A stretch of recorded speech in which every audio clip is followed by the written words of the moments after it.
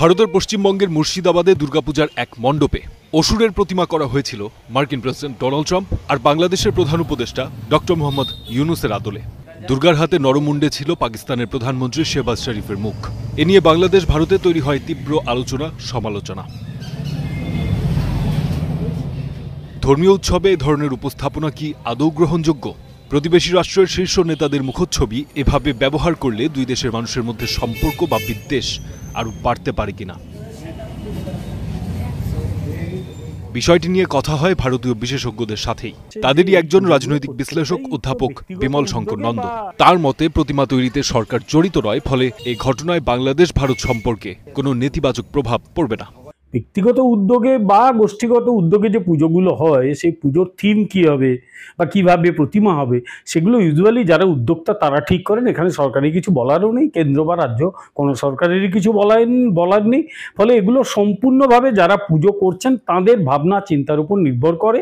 ব্যাপারটাকে এভাবেই দেখা উচিত। প্রতিবেশী রাষ্ট্রের সঙ্গে সম্পর্ক খারাপ হওয়ার প্রশ্ন থাকতো যদি সরকারের ব্যাপারে উদ্যোগ নিত। সরকার তো এরকম কোনো উদ্যোগ নেয়নি কারোর অসুরের মুখটা ট্রাম্পের মতো বা ইউনুসের মতো করতে বলেনি। অন্যদিকে বিজেপি নেতা স্বপন রায় চৌধুরী দায় চাপালেন ক্ষমতাসীন তৃণমূল কংগ্রেস সরকারের নিষ্ক্রিয়তার উপর। তার দাবি, প্রতিবেশী দেশের রাষ্ট্রপ্রধানদের মুখচ্ছবিতে অসুর তৈরি করা হিন্দু ধর্মের বিধান বিরোধী। এটির পেছনে রয়েছে রাজনৈতিক উদ্দেশ্য। ভিন্ন দেশের কোনো রাষ্ট্রপ্রধানের মুখ আমাদের অসুরের মুখ বানিয়ে এই যে ঘটনাটা ঘটাচ্ছে, এই ঘটনার জন্যে আমি ওই অপদার্থর এই রাজ্য সরকারেরকেই আমি দায়ী করবো। তা কোনো দেশের প্রেসিডেন্ট কিংবা কোনো দেশের রাষ্ট্রপ্রধানের মুখ কখনো অসুরের মুখে, এটা আমরা কখনোই কাম্য না। এটাকে কখনোই আমরা মেনে নিতে পারি না। কেননা কাউকে এই বিষয়টা নিয়ে আনা উচিত কেন? হিন্দু ধর্মের শাস্ত্রে যেভাবে আমাদের মা দুর্গার মূর্তির নিচে অসুরের মুখ দেওয়া আছে, সেটাই করা উচিত।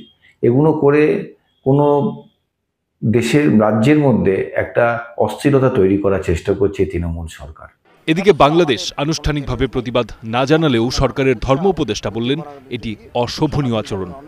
এটা অত্যন্ত দুঃখজনক, কারণ একটা দেশের সরকার প্রধানকে আরেকটা দেশে অসুর বানিয়ে উপস্থাপন করাটা এটা খুব অসম্মানজনক। আমরা এটাকে নিন্দা জানাই। শেখ হাসিনার পতনের পর সম্পর্কে কিছুটা টানাপোড়েন চললেও দুর্গাপূজা ঘিরে এবছরও 1200 টন ইলিশ ভারতে রপ্তানির অনুমোদন দেয় বাংলাদেশ সরকার। আর সে সময় পূজা ঘিরে বাংলাদেশের সরকার প্রধানকে নিয়ে বিতর্কিত উপস্থাপনা দুই দেশের সাধারণ মানুষের মধ্যে অস্বস্তি ছড়ায়। বিশ্লেষকরা বলছেন, প্রতিমা তৈরিতে সরকার জড়িত না থাকলেও এ ধরনের পদক্ষেপের রাশ টেনে ধরা জরুরি। ফারদিন খান, স্টার নিউজ।